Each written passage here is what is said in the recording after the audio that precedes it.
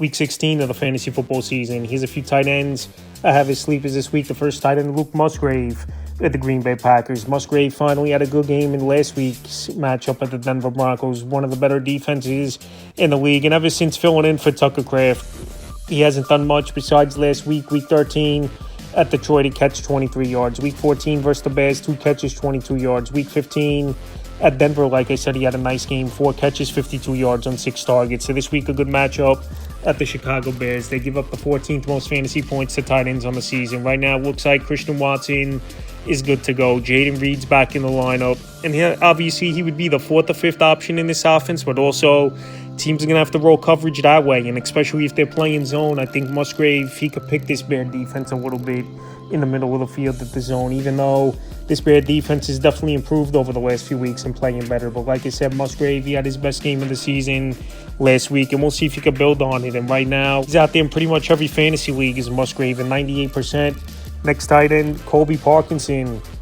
of the Los Angeles Rams. He's been a hot waiver wire pickup this week is Colby Parkinson, but he's still out there in 76% of fantasy leagues. And he's been a big red zone threat and a guy Matthew Stafford's trust over the last month of the season. Week 13 at Carolina, 4 catches, 27 yards. Week 14 at Arizona, 3 catches, 32 yards, a touchdown. And Week 15 versus the Lions, a big game for Parkinson, 5 catches, 75 yards, and 2 touchdowns. So this week, a tougher matchup going on the road to the 6th man at Seattle.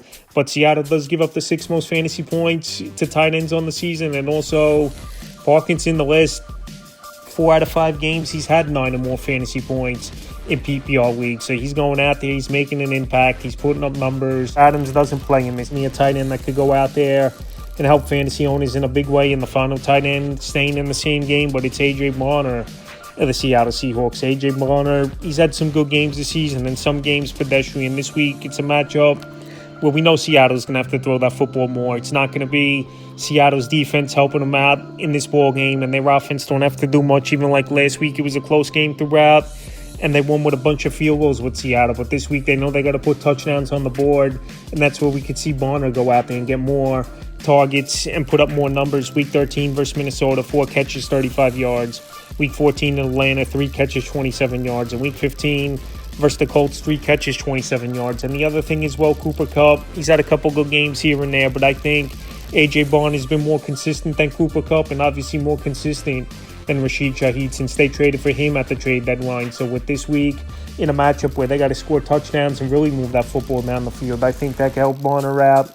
And he's a sleeper this week. So that's a few tight ends I have as sleepers for Week 16 of the fantasy football season.